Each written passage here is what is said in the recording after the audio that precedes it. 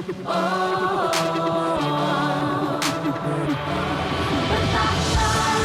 berkuasa, raja segala raja, mulia, perkasa, surga bumi menyembah.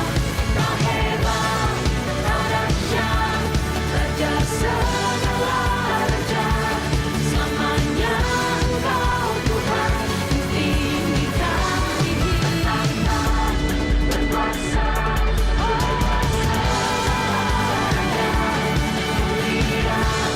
perkasa, surga bumi menyembah. Kau hebat, kau dahsyat, raja segala raja, selamanya Engkau Tuhan, tinggikan tinggi.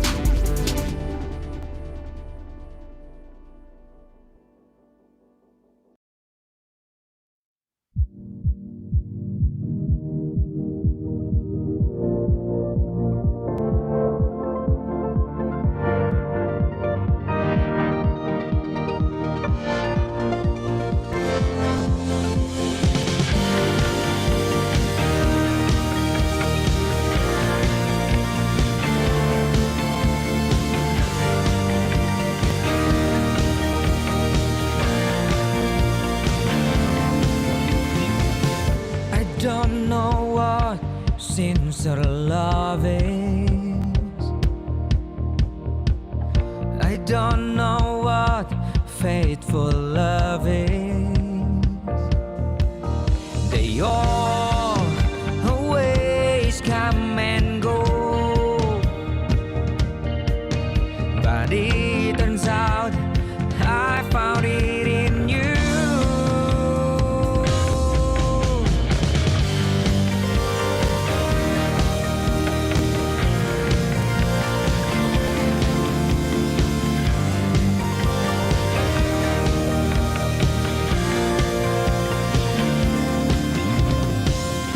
I don't know what sincere love is. I don't know what faithful love is. They all always come and go, but it turned out I found it in you. You give me strength, you give me change when I fall and I'm far from you. You give me love, everlasting love.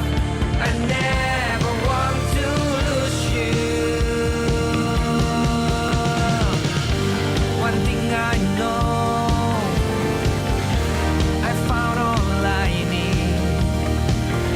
You promised me you'd never leave me. One thing I know, I found all I need. You promised me you'd never leave me. One thing I know, I found all I need. You promised me you'd never leave me. One thing I know, I found all I need. You promised me you'd never leave me. You give me strength, you give me change when I fall and I'm far from you.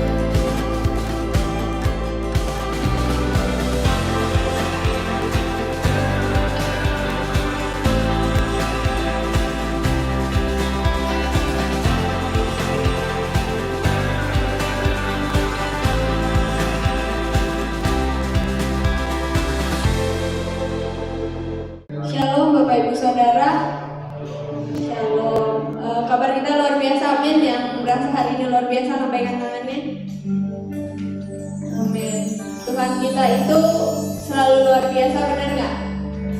Dia itu selalu ada buat kita. Semua orang boleh kenal kita, tapi yang paling tahu isi hati kita tuh Tuhan, benar nggak? Amin ya Bapak Ibu. Mau gimana pun keadaan hati kita, dia Tuhan yang paling tahu isi hati kita. Kadang-kadang ketika kita masuk ke hadirat Tuhan, itu bisa semua isi hati kita tuh keluar gitu aja. Karena apa? Karena Tuhan tuh pencipta kita, dia yang paling tahu kita. Amin ya Bapak Ibu. Amin. Yuk, sebelum kita mulai ibadah, kita tundukkan kepala, kita berdoa. Terima kasih Bapak, terima kasih Tuhan Yesus buat pagi yang indah Tuhan, buat minggu ini Tuhan. Kau mengumpulkan kami sekali lagi Tuhan, untuk kami datang ke hadirat menyembah lebih lagi Bapak. Tuhan, ini kami Tuhan, anak-anak jemaatmu Tuhan, kami datang Tuhan, Engkau yang layakkan kami Tuhan. Biar Tuhan kami serahkan ibadah ini Tuhan, dari awal Tuhan sampai akhirnya Bapak. Bapak, Kau yang bekerja di setiap hidup kami Bapak. Terima kasih Tuhan Yesus, kami siap menyembah dalam nama Yesus. Haleluya. Yes, terima kasih Bapak. Terima kasih Yesus.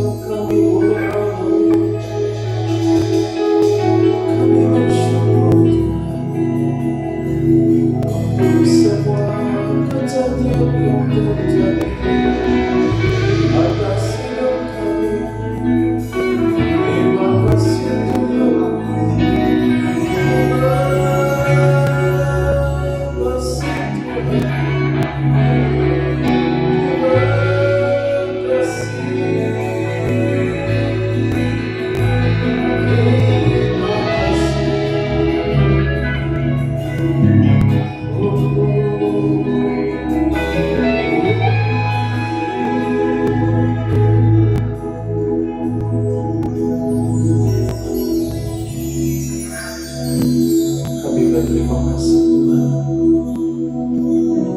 untuk hari yang kami boleh jalani, untuk semua peristiwa yang kami boleh alami, untuk semua kejadian yang Engkau izinkan kami alami.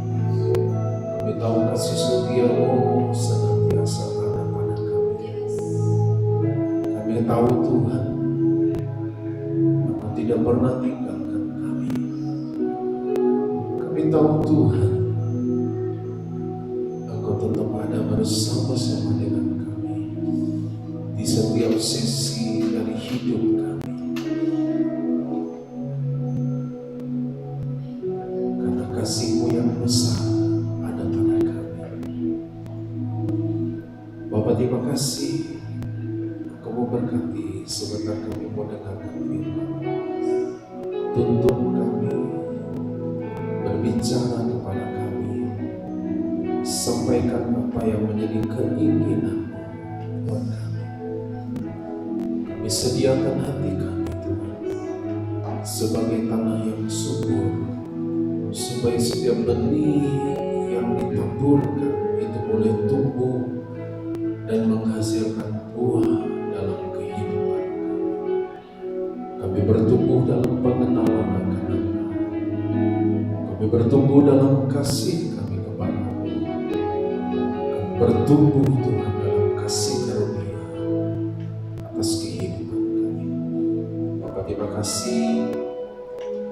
Terpujilah nama-Mu Tuhan. Kami siap untuk mendengarnya dalam nama Tuhan Yesus. Amin. Puji Tuhan. Ya, selamat pagi Bapak Ibu sekalian, Shalom. Puji Tuhan, senang kita boleh bersama-sama pagi hari ini di bulan Maret. Dan bulan Maret ini secara satu bulan ini kita akan berbicara tentang grow atau tentang bertumbuh. Bagaimana kita semua supaya mengalami pertumbuhan dalam kehidupan kerohanian kita. Bapak Ibu semua baik-baik semua? Amin. Sehat-sehat semua? Puji Tuhan. Ya, senang kita bersama-sama hari ini. Nah, saudara dikasih Tuhan, memang keadaan ini berubah ya, keadaan berubah. Masa pandemi 1 tahun ini membuat kita dipaksa untuk mengatur langkah kita, dipaksa untuk mengatur hidup kita sedemikian rupa.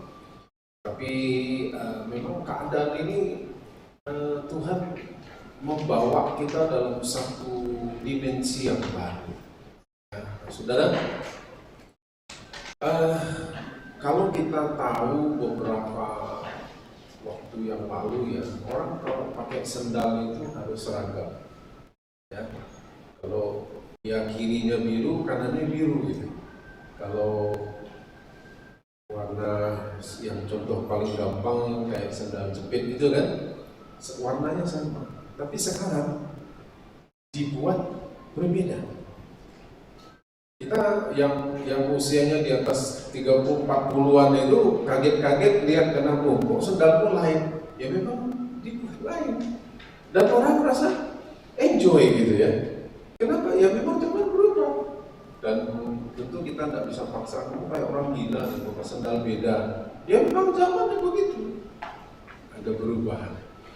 Nah, kita pun sebagai orang percaya, saudara, jangan menutup diri terhadap perubahan-perubahan yang terjadi. Ya, kita tidak boleh menutup diri dengan pembaharuan-pembaharuan yang Tuhan terus akan kerjakan dalam kehidupan kita.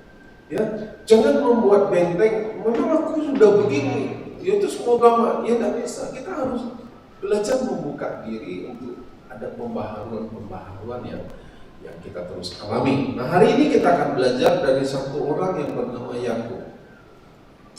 Yakub ini dikenal karena memang dalam sejarahnya orang Israel menyebut Allah yang kami percayai, Allah Abraham, Allah Ishak, dan Allah Yakub. Nah, dari nama Yakub inilah kemudian Tuhan itu merubah, katanya kamu tidak lagi dipanggil Yakub, tapi aku memberi nama baru kepadamu, yaitu Israel. Dan kemudian dari anak-anak laki-laki Yakub inilah suku dari Israel, 12 suku itu disebutkan. Nah, apa yang terjadi, apa yang dia lakukan, apa yang dia alami, dan kemudian bagaimana sikapnya, bagaimana responnya, bagaimana yang dia lakukan, sampai kemudian Tuhan memberikan satu kepercayaan yang besar kepada dia. Tentu ada sebab.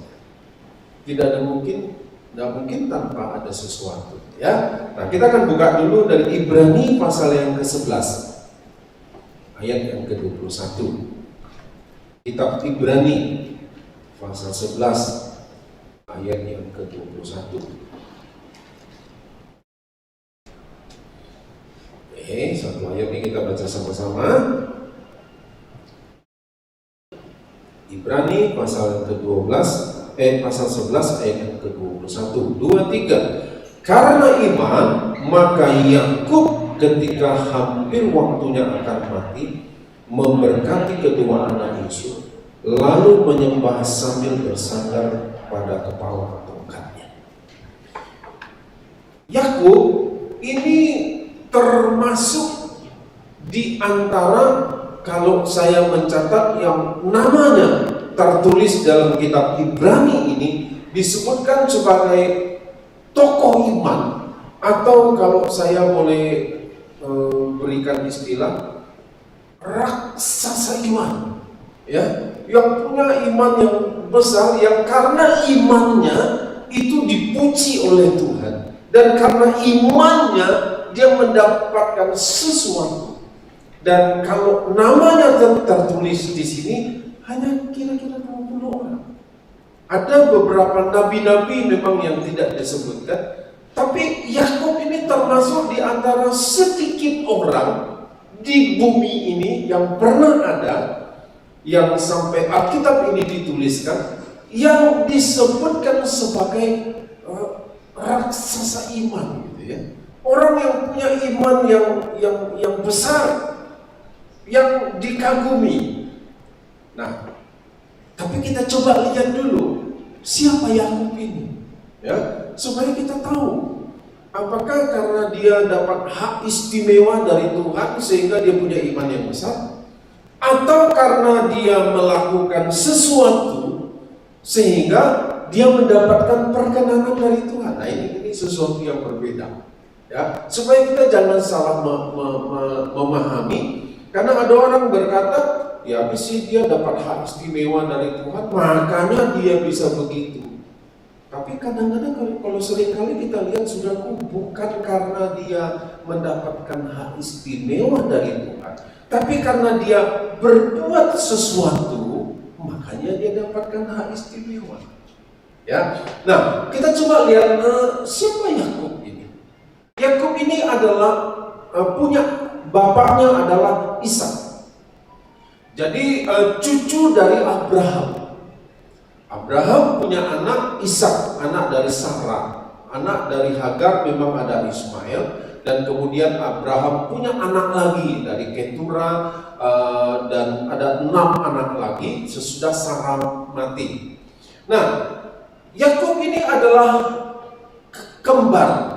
Dia kembar kakaknya, dia tua mungkin beberapa menit daripada dia, namanya Esau. Kitab Kejadian pasal 25 ayat 27 berkata bahwa Esau itu suka berburu. Yakub pendiam, suka di rumah, suka masak. Kalau saya coba melihat dari foto karakter, maka Yakub ini foto karakternya itu ungu hijau. Orangnya suka di rumah, suka masak, teliti, ya gitu ya. Tapi Esau itu orang yang suka dengan tantangan, warna merah. Dia suka pergi berburu, dia tidak suka di rumah, dia sukanya pergi keluar. Kenapa? Karena foto karakter merah, memang warna merah memang begitu, suka dengan tantangan, suka dengan hal-hal yang baru, sementara Yakub suka dengan rutinitas. Ya. Nah, saudara, Yakub ini dikatakan setelah dia besar, diberi nama Yakub. Arti daripada Yakub ini artinya itu penipu. Nah, saya juga heran kenapa Ishak dan Ribka kasih nama anaknya itu penipu. Enggak terbayang. Tapi memang setelah dia memberikan nama itu, kemudian setelah yang kita tahu setelah dia besar, maka dia sering nipu. Bapaknya ditipu, kakaknya ditipu, ya, apalagi orang lain, orang bapaknya jadi ditipu, ya, kakak kandungnya, kakak kembarannya pun ditipu. Jadi saudara yang mau punya anak, hati-hati kasih nama anak, ya, jangan sembarangan. Kenapa? Karena iman kita itu akan kita sampaikan lewat nama anak kita, ya kan? Kalau nama anak kita itu, ya kan begitu disebut penipu, ya kan, panggil nama Yakub kan, Yakub, ya kan penipu. Nah, dia kan panggil terus dari kecil sampai dia besar. Makanya pada waktu Yakub bertemu dengan Tuhan, kemudian dia bergumul dengan Tuhan, dan kemudian Tuhan bilang, namamu tidak lagi Yakub, tapi aku kasih nama Israel. Dari penipu jadi pangerannya Allah. Ya. Nah, Yakub ini dikatakan backgroundnya, latar belakangnya, dia itu menipu bapaknya. Kenapa dia tipu bapaknya? Karena pada waktu itu dia sudah melakukan satu konspirasi dengan mamanya, dengan ibunya, untuk menipu bapaknya. Karena waktu itu Ribka dengar bahwa Ishak ini akan memberikan berkat kepada Esau. Sementara karena Yakub ini suka di rumah, suka masak, dan dia lebih disayang oleh mamanya. Sementara Ishak suka makan daging, dan kebetulan anaknya suka berburu, maka klop dia. Yang satu tukang cari daging, yang satu makan daging. Ishak lupa yang masak itu di rumah siapa, tapi yang dia ingat siapa yang cari dagingnya. Nah, saudaraku, dan ini membuat Ishak sayang kepada Esau, Ribka sayang kepada Yakub. Anak yang dibedakan kasih sayang di rumah itu sama seperti seorang tua yang sedang menanamkan benih-benih permusuhan. Suatu saat benih itu akan tumbuh dan dia akan menghasilkan perpecahan. Dan Yakub lakukan itu. Akhirnya dia berkonspirasi berdua dengan mamanya untuk menipu papanya. Dan tertipulah Ishak. Akhirnya dia berikan berkat itu. Nah, Ishak salah. Kenapa? Harusnya dia punya anak dua, ya janganlah dibeda-bedakan. Masa Esau dia akan berikan kepada Ishak, dia tidak berikan berkat itu. Nah, saudara, dan dalam peristiwa sebelumnya, ternyata suatu kali Yakub itu pernah memanfaatkan rasa laparnya Esau untuk menjual hak kesulungannya. Salah memang Esau karena dia memandang rendah hak kesulungan, dan akhirnya kemudian si Yakub akhirnya mendapatkan hak kesulungan. Esau menjual hak kesulungannya dengan semangkok kacang merah. Akhirnya memang hak kesulungan itu diambil oleh Yakub. Tapi dengan cara apa? Dia memanfaatkan kesalahan kakaknya ini. Nah, saudara, jadi di sini kita lihat bahwa sebetulnya latar belakang Yakub ini itu yang dia lakukan untuk mendapatkan sesuatu. Tipu-tipu sedikit tidak apa-apa. Yang penting tujuanku tercapai, yang penting keinginanku tercapai. Sikut kiri, sikut kanan tidak ada masalah. Yang penting apa yang aku inginkan tercapai. Nah, saudara, Tapi orang yang seperti ini, kenapa kok bisa dijadikan raksasa iman gitu? Kok orang yang begini bahkan namanya disebutkan sebagai Allah Abraham, Allah Ishak, dan Allah Yakub. Disebutkan terus oleh orang Israel, orang Yahudi sampai hari ini. Allah Abraham, Ishak, dan Yakub. Allah yang kami percayai, Allah Abraham, Ishak, dan Yakub. Kenapa bisa? Apakah Tuhan itu tidak tahu yang dilakukan oleh Yakub?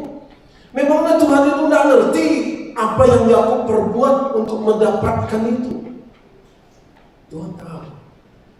Tapi kita coba lihat titik balik kenapa akhirnya Yakub bisa mengalami satu pembaharuan. Nah, ini kita mau lihat ya. Dari mana titik baliknya?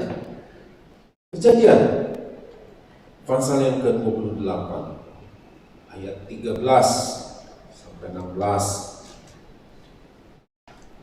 Kejadian 28. Yakub harus melarikan diri ke Mesopotamia, Haran. Kenapa dia melarikan diri? Karena dia takut. Esau sudah ngomong, aku akan bunuh kamu. Sudah engkau tipu aku dengan semangkok kacang merah itu, engkau ambil hak kezulumanmu. Sekarang berkat yang Bapak berikan seharusnya kepadaku, engkau tipu Bapak, engkau tipu aku untuk dapatkan itu. Marahlah Esau dan dia bilang, aku bunuh kamu. Ya, larilah Yakub ini ke Mesopotamia. Dalam perjalanannya ke Mesopotamia itu, ke Haran itu, kemudian dia bermimpi. Nah, ini yang kita mau baca. Ya, ayat yang ke-13. Berdirilah Tuhan di sampingnya dan berfirman, Akulah Tuhan Allah Abraham nenekmu dan Allah Ishak. Tanah tempat engkau berbaring ini akan kuberikan kepadamu dan kepada keturunanmu. Keturunanmu akan menjadi seperti debu tanah banyaknya, dan engkau akan mengembang ke sebelah timur, barat, utara, dan selatan. Dan olehmu serta keturunanmu semua kaum di muka bumi akan mendapat berkat. Sesungguhnya aku menyertai engkau dan aku akan melindungi engkau kemanapun engkau pergi, dan aku akan membawa engkau kembali ke negeri ini, sebab aku tidak akan meninggalkan engkau, melainkan tetap melakukan apa yang kujanjikan kepadamu. Ketika Yakub bangun dari tidurnya, berkatalah ia, sesungguhnya Tuhan ada di tempat ini dan aku tidak mengetahuinya. Nah, saudaraku, jadi titik baliknya adalah pada waktu Yakub bertemu dengan Tuhan. Hidupnya berubah. Perjumpaannya dengan Tuhan membuat hidupnya berubah. Saudaraku, arti kata bertobat itu adalah kalau dulu kita menghadap ke sana, maka kita berbalik ke arah yang berbeda. Itu arti bertobat. Dulu kita hidup di dalam dosa, kita ikuti keinginan dosa, kecenderungan kita yang berdosa membuat kita mengikuti keinginan dosa itu. Tapi setelah kita percaya kepada Tuhan Yesus, kita berkata, Tuhan masuklah dalam hatiku, maka kita berbalik dari dosa kepada Tuhan. Itu arti pertobatan. Perjumpaan Yakub dengan Tuhan merubah kehidupannya. Perjumpaannya dengan Tuhan merubah bukan hanya luarnya, tapi seluruh kehidupannya itu berubah. Dan kita lihat setelah perjumpaannya dengan Tuhan itu, kemudian kita lihat apa yang Yakub katakan. Dia buat satu komitmen yang kuat. Ya, ayat yang ke-20 sampai yang ke-22 dari kitab Kejadian pasal yang ke-28 tadi.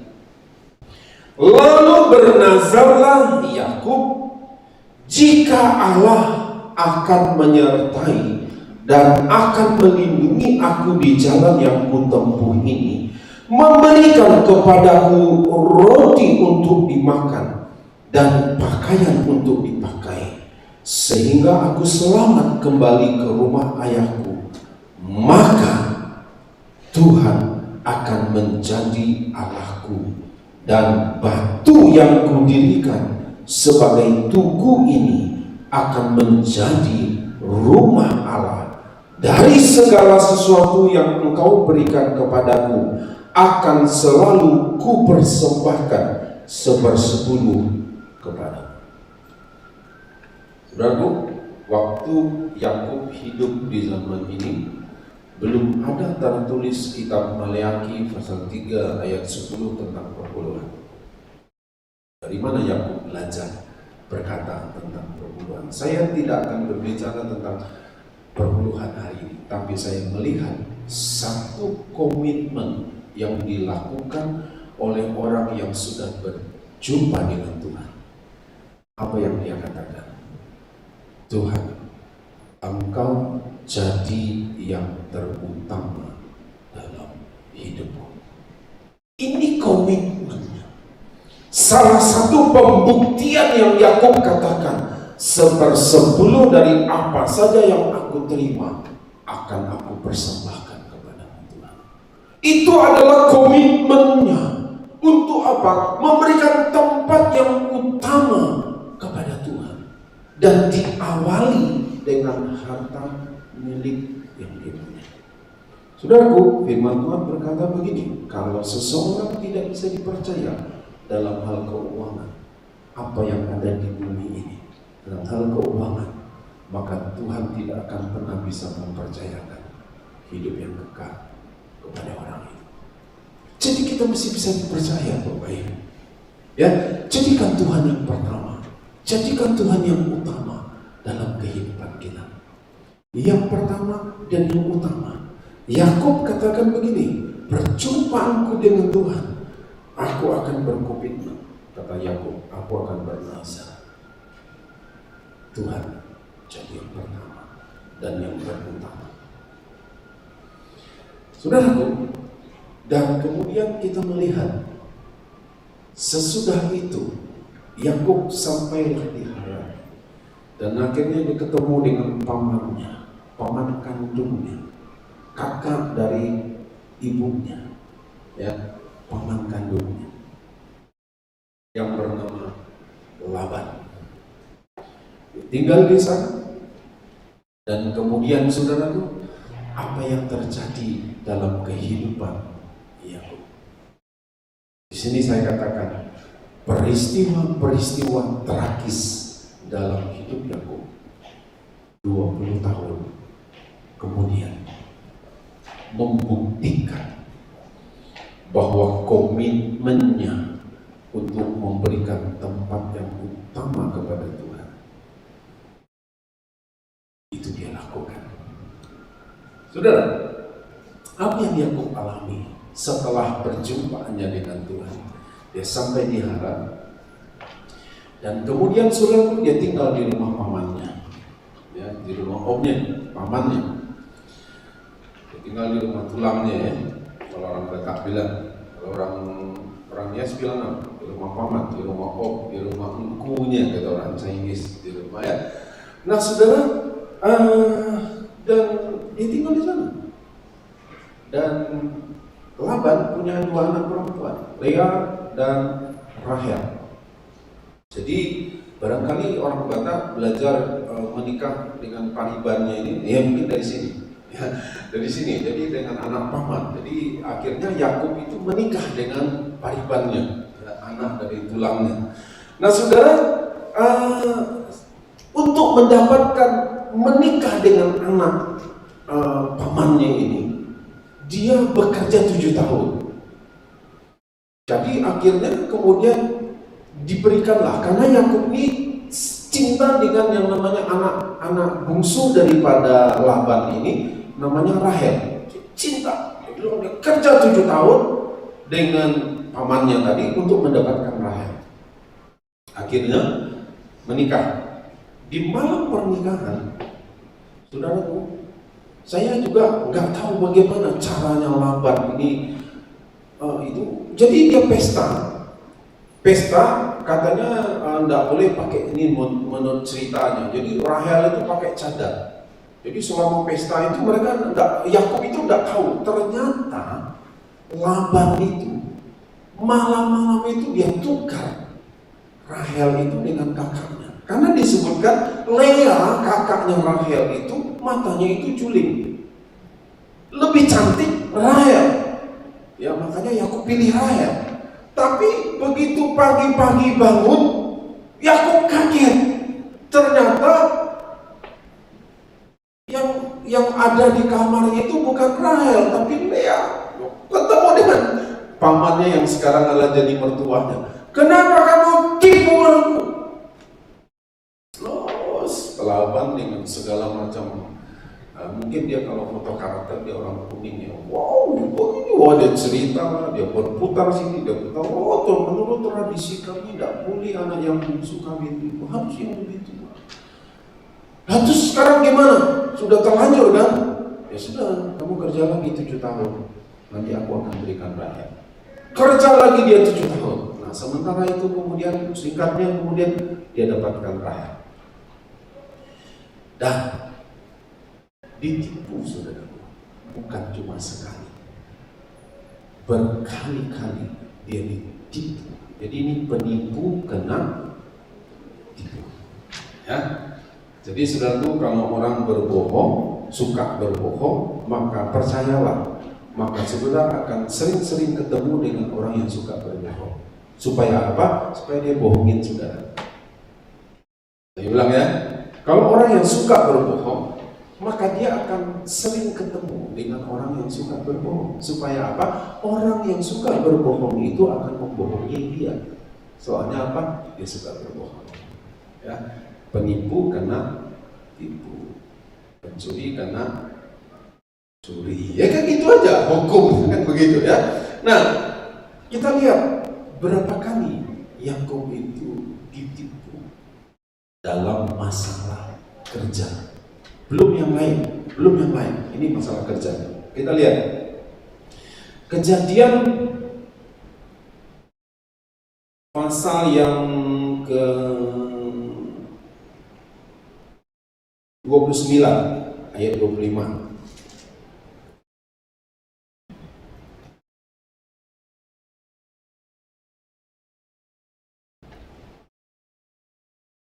Tetapi pada waktu pagi tampaklah bahwa itu Lea, yang saya ceritakan tadi. Lalu berkatalah Yakub kepada Laban, apakah yang kau perbuat terhadap aku ini?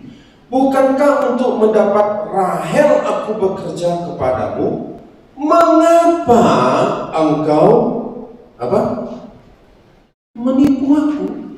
Ya kan gitu ya. Kemudian ayat yang ketiga, pasal 31. Ayat yang ke-41. Selama 20 tahun ini aku di rumahmu. Dia ngomong dengan Laban nih. Selama 20 tahun ini aku di rumahmu. Aku telah bekerja padamu 14 tahun lamanya untuk mendapatkan kedua anakmu, dan 6 tahun untuk mendapat ternakmu. Dan engkau telah berapa kali? Telah 10 kali mengubah upahku. Artinya apa? Dia bilang apa? 10 kali selama 20 tahun itu engkau nipu aku. Tapi pernahkah kalau Bapak Ibu baca, saya coba terus baca dari ayat-ayat peristiwa tentang Yakub, dan tidak satu kali pun Yakub balas tipuan daripada Laban. Kenapa? Karena dia sudah berjumpa dengan Tuhan, dan kemudian dia sudah buat satu komitmen, berjumpa dengan Tuhan, membuat pembaharuan dalam hidupnya, dan kemudian peristiwa-peristiwa tragis yang dialami sesudah dia berjumpa dengan Tuhan membuat Yakub terus mengasah komitmennya. Berarti gini Bapak Ibu, peristiwa tragis yang Tuhan izinkan terjadi dalam hidupmu, ada banyak yang tidak terduga, ada banyak yang engkau tidak mungkin pikirkan sebelumnya. Kok bisa ya orang ini berbuat ini kepada aku? Aku sudah baik sama dia, kok bisa ya aku tidak nipu dia, kok dia tipu aku? Aku sudah tulus, aku sudah tolong dia, tapi kenapa dia balas ini sama aku? Ada banyak mungkin peristiwa-peristiwa, aku sudah begitu setia dengan pasanganku, kenapa dia itu yang buat sel? Kenapa dia yang selingkuh? Kenapa dia yang lakukan kecurangan ini? Why? Kenapa Tuhan? Kenapa Tuhan? Dan mungkin banyak pertanyaan yang lain. Aku sudah lakukan yang baik, aku sudah jaga hidupku, tapi kenapa peristiwa tragis ini? Aku sudah bertemu dengan Engkau Tuhan, aku sudah buat komitmen, aku sudah lakukan komitmen itu, tapi kenapa peristiwa tragis ini masih terjadi? Dan Yakub bilang, peristiwa tragis ini adalah untuk melihat seberapa jauh komitmen Yakub. Dan ternyata Yakub membuktikan, satu kali aku buat komitmen, aku akan terus lakukan komitmen itu, tak peduli apa yang sedang terjadi hari ini. Mari kita belajar Bapak Ibu. Peristiwa tragis yang kita alami sesudah kita berjumpa dengan Tuhan adalah ingin memberitahu kepada dirimu, engkau masih tetap tidak pegang komitmen Allah. Bukankah kita yang pernah berkata, Tuhan, engkau sudah tolong aku akan setia kepadamu. Tapi kali berikutnya kita lihat, kita sudah berdoa, yakin, dengan iman, dengan keyakinan yang teguh. Tapi ternyata Tuhan berkata, no, tidak untuk doa kita. Masihkah kita tetap bisa setia kepada Dia? Bukankah aku sudah berikan perpuluhan Tuhan, aku sudah lakukan ini Tuhan, aku sudah setia beribadah, aku sudah setia lakukan ini, aku sudah setia lakukan itu. Tapi kenapa masih terjadi yang ini Tuhan? Kenapa masih ada orang yang bohongin aku? Kenapa ada orang yang tipu aku? Kenapa ada orang yang lakukan ini? Kenapa ada orang yang berbuat begini? Kenapa suamiku begini? Kenapa anakku begini? Kenapa orang tuaku begini? Dan mungkin banyak lagi pertanyaan-pertanyaan. Tapi sebetulnya peristiwa tragis itu hanya ingin tanya sama kita, masih pegang komitmen enggak kita? Komitmen awal kita dengan Tuhan untuk setia masih tetap kita pegang enggak? Pada waktu Tuhan berkata tidak untuk doa kita. Biarlah peristiwa yang tragis yang dialami oleh Yakub ini kita belajar. Ternyata Yakub tidak membalasnya lagi. Padahal namanya adalah penipu. Tapi dia bilang ini, aku sudah berjumpa dengan Tuhan. Satu kali aku mau berubah, aku akan terus berubah. Esau kakaknya dendam dengan dia dan dia terpaksa harus lari. Saudaraku, saya coba kaitkan sedikit. Saya katakan tadi, kalau kita melihat dari temperamennya, karakternya Yakub, dia pasti tidak akan suka pergi jauh-jauh dari rumah. Oh kan dia suka di rumah, ya. Tapi begitu Esau bilang aku akan bunuh kamu, dia terpaksa harus merantau. Kemana? Belum tahu. Seperti apa perjalanannya? Ini buat Yakub ini tidak mudah. Tapi kalau Esau disuruh pindah, dia pindah, saudara. Tidak mudah bagi Yakub. Kalau kita lihat dari tingkat perilakunya dia, tidak mudah bagi Yakub untuk pergi melarikan diri, pindah ke tempat yang baru. Tidak mudah. Tapi peristiwa itu melatih Yakub. Dan kita melihat ternyata Yakub bertumbuh pengenalannya akan Tuhan. Bertumbuh dia kasihnya kepada Tuhan. Bertumbuh imannya kepada Tuhan. Bertumbuh dalam banyak hal. karakternya juga, kepribadiannya juga bertumbuh.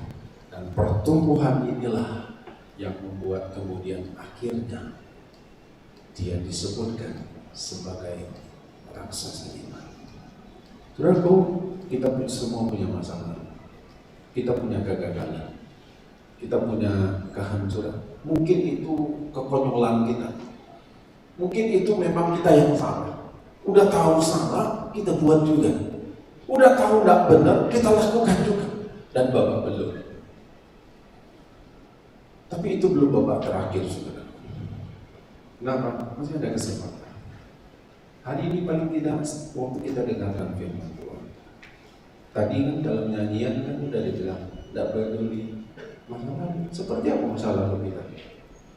Yang penting sekarang ini bagaimana sikap kita. Seharusnya perjumpaan kita dengan Tuhan membuat pembaharuan.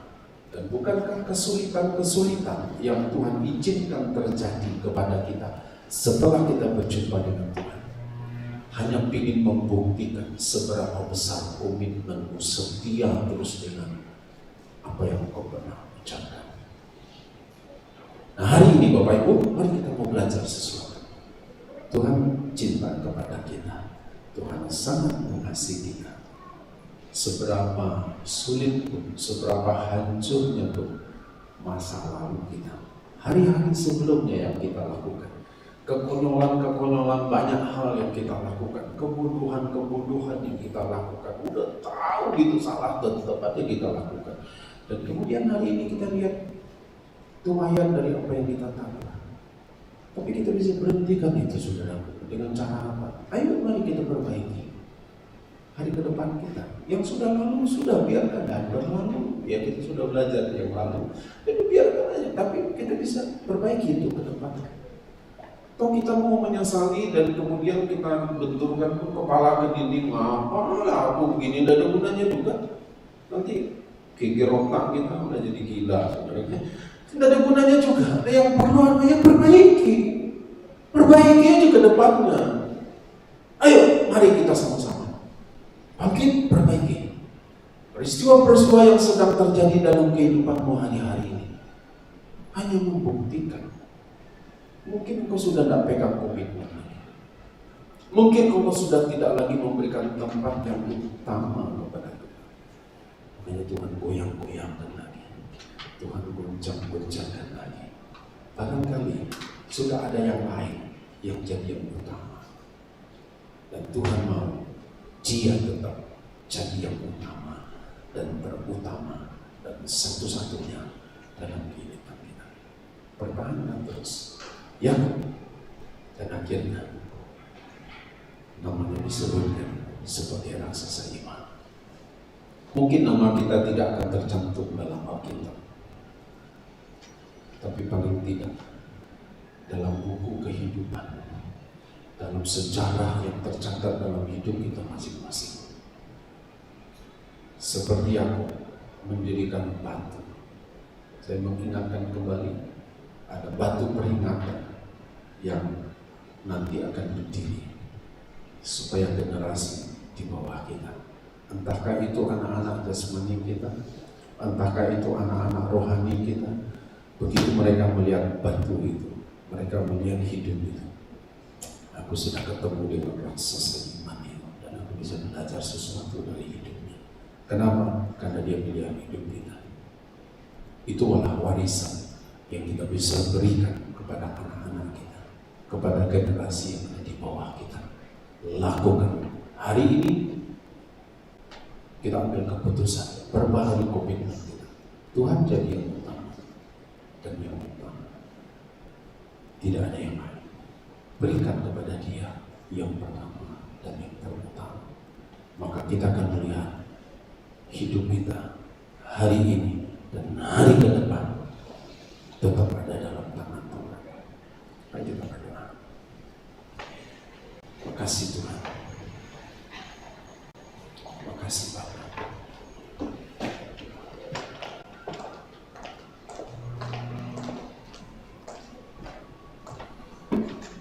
Makasih Tuhan.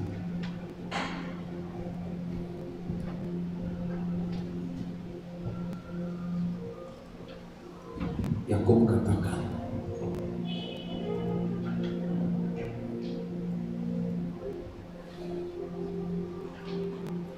engkau akan jadi yang utama.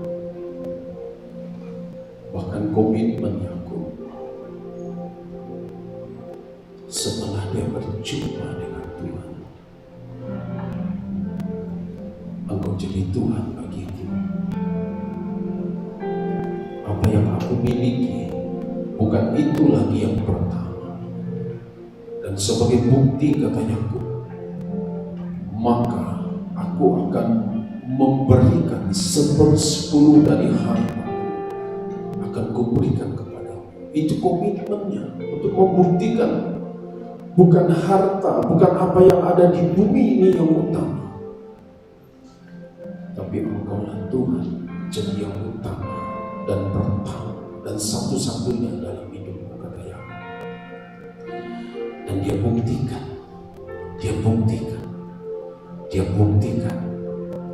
sampai akhir hidupnya. Bahkan Alkitab mencatat nama Yakub disebutkan sebagai satu nama sedikit dari sekian nama yang Tuhan berikan penghargaan sebagai raksasa iman. Bukan tanpa sebab Tuhan memberikan hak istimewa itu kepada Yakub.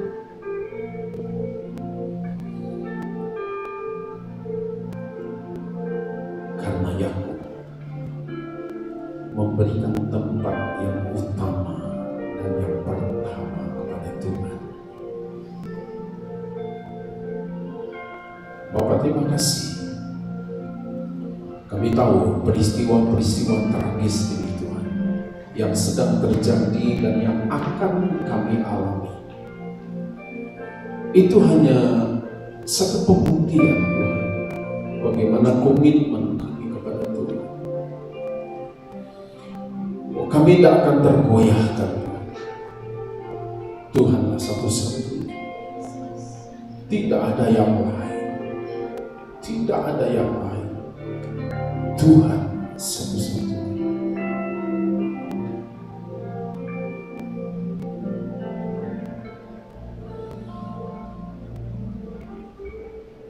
Mungkin yang lalu kita pernah gagal, kita pernah salah, kebodohan, kekonyolan yang kita lakukan, yang membuat kita babak belur kemarin dan hari ini. Mari bangkit, berdiri tegak, hadapi lagi, perbaharui kembali komitmen kita. Kesulitan itu membawa pembaharuan dalam diri aku. Dia katakan betapa sakitnya aku ditipu. Makanya aku gak mau nipu lagi. Bapak, terima kasih Bapak berdoa setiap anak-anak. Jadi tempat ini Tuhan, hamba berdoa. Dan juga Tuhan anak-anakmu yang ada di rumah, yang mendengarkan firman ini. Hari ini Tuhan, kami memperbaharui komitmen kami. Bukankah kami dulu yang pernah berjanji setia kepada-Mu Tuhan? Seringkali karena keadaan, karena satu peristiwa, mungkin karena sakit, mungkin karena doa yang dijawab tidak, mungkin karena keinginan yang tidak terpenuhi, dan komitmen kami berubah. Kami mulai tidak setia kepada Tuhan. Kami mulai tidak lakukan lagi apa yang seharusnya kami lakukan. Buat apa aku kasih perpuluhan? Tuh hidupku begini-begini aja. Untuk apa aku berbuat, aku mau berkorban? Tuh hidupku begini-begini aja. Untuk apa lagi aku setia kepada Tuhan? Dia tetap bilang tidak untuk keinginanku. Dan mungkin banyak lagi, sejuta alasan yang lain.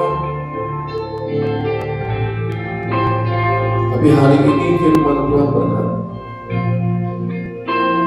bahwa hidupmu adalah batu peringatan yang akan dilihat, satu tugu yang akan dilihat oleh generasi berikutnya, oleh anak-anakmu, oleh orang-orang lain. Mereka akan lihat. Dan kalau mereka melihat hidupmu, apa yang mereka katakan? Bisakah mereka berkata, aku melihat banyak hal yang baik dalam hidup orang ini? Atau orang lain hanya melihat kekecewaan kita, orang lain hanya melihat luka hatimu, atau apa? Terima kasih Tuhan, terima kasih. Kami akan keluar sebagai pemenang. Kami akan mengatasi segala keadaan. Karena kami tahu Tuhan, Engkau sangat menginginkan kami terus bertumbuh dalam pengenalan akan bertumbuh dalam kasih kami kepada, bertumbuh dalam kesetiaan. Maka bagianmu juga Tuhan yang akan melipat gandakan apa yang sudah kami lakukan. Bapak terima kasih. Biarlah Engkau tersenyum melihat hidup kami Tuhan, setiap anak-anak. Engkau berbahagia, Engkau senang melihat hidup kami Tuhan. Karena kami adalah orang-orang yang sudah berjumpa dengan Engkau. Dan perjumpaan kami dengan Engkau yang sudah merubah kehidupan. Biarlah pembaharuan itu terus terjadi dalam kehidupan kami. Terima kasih, terima kasih. Terima kasih Tuhan.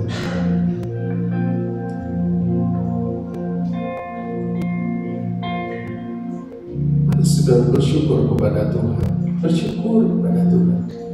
Ada banyak yang baik yang Dia kerjakan, yang sudah Dia lakukan. Dan yang akan datang pun tetap hal yang baik yang Dia buat. Ini kebetulan.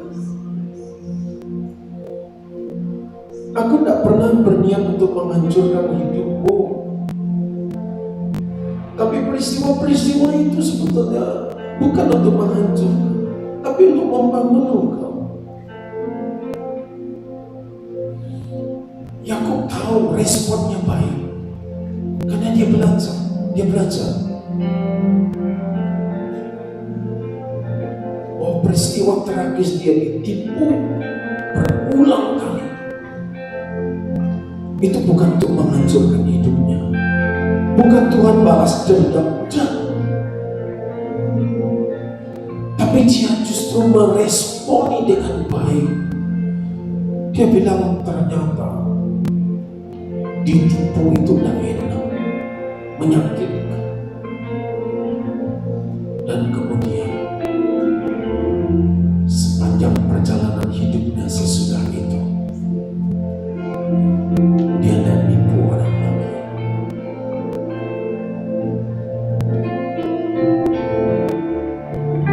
Tuhan sayang dengan kita. Tuhan sayang dengan kita. Tuhan sayang dengan kita. Terima kasih Tuhan. Tuhan sangat mengasihimu. Tuhan sangat mengasihimu.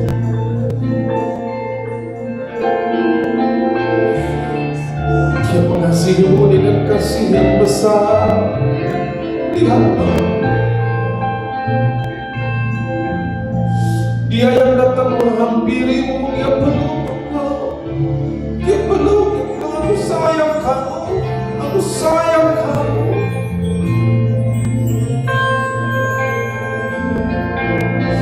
Aku tidak pernah punya niat untuk menghancurkan hidupmu, anakku, Tuhan. Tidak ada niatku untuk menghancurkan hidupmu. Aku sayang kamu. Aku ingin kamu bertumbuh dalam pengenalan akan Tuhan, bertumbuh dalam kasih kepada Tuhan. Yes. Makasih Tuhan. Makasih Tuhan. Hati kami terbuka Tuhan.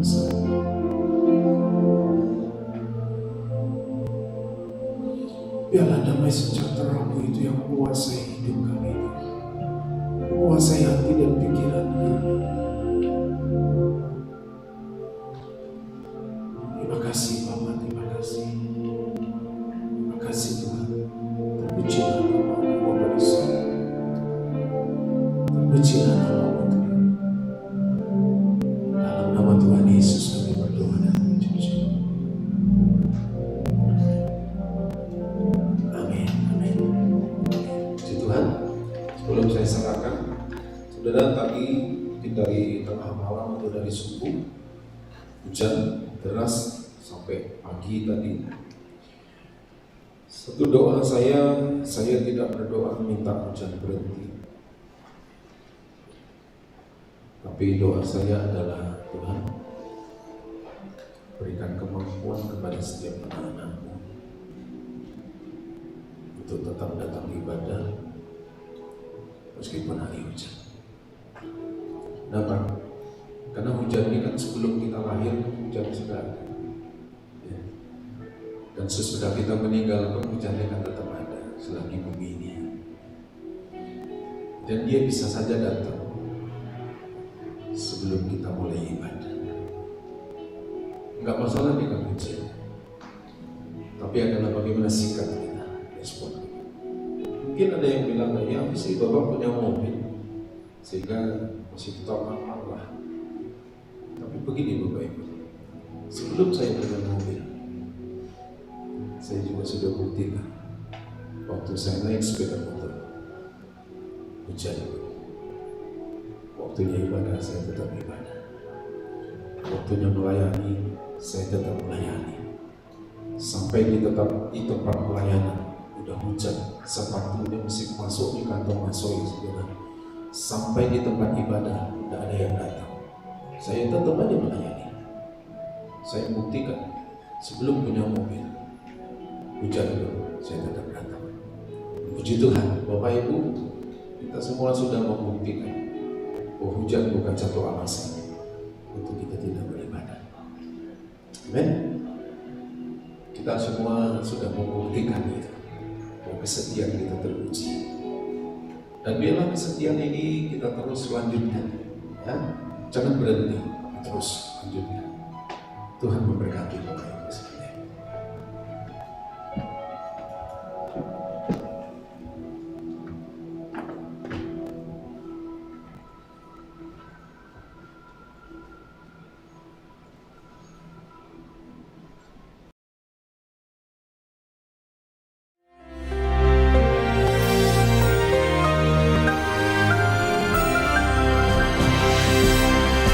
Shalom warga kerajaan, masih di dalam bagaimana nurturing, menumbuh kembangkan anak-anak kita, our next generation. Kita harus tahu kita berada dalam zaman apa.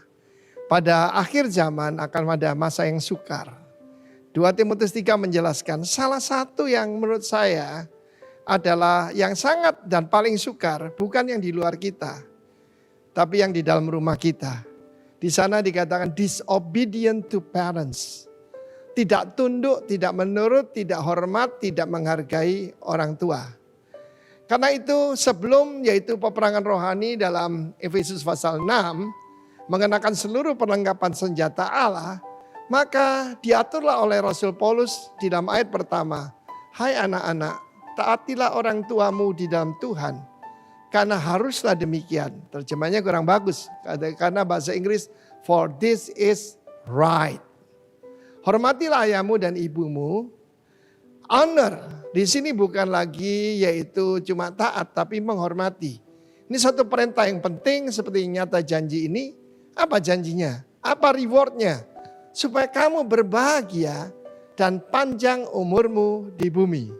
Karena itu waktu saya ada di rumah sakit, nomor satu saya periksa hubungan saya dengan Bapak Sorgawi, ya, Bapak Jasmani sudah tidak ada ibu saya, ada Bapak Rohani saya. Apakah saya menghormati mereka atau tidak? Karena itu menentukan apakah saya akan berbahagia dan dipanjangkan, dilanjutkan umur saya di bumi. Dan seperti Anda sudah dengar, cuma dalam 3 hari secara ajaib, I was recovered. Langsung swab test pertama negatif, lalu kemudian hari yang kelima juga swab test kedua juga nyatakan negatif. Ternyata kalau kita itu menurut firman Tuhan ada reward. Tapi kalau melanggar firman Tuhan, yang datang bukan berkat, melainkan kutuk. Masih ingat apa yang terjadi pada keluarga pada Nuh?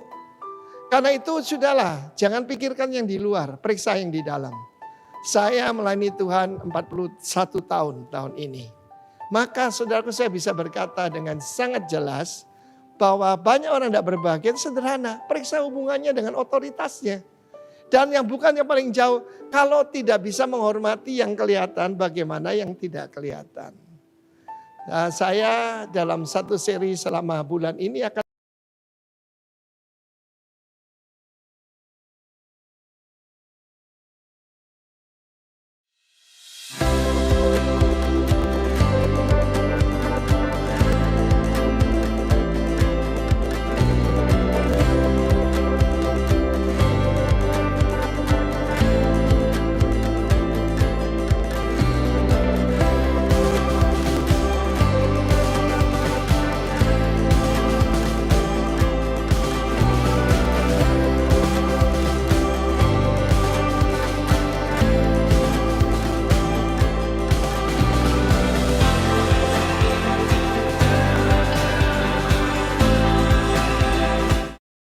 sedikit gangguan. Mari saya undang Bapak Ibu Saudara kita bangkit berdiri, kita akan mengakhiri ibadah. How great is our God? Sing with me. How great is our God? Oh, sing how great is our God.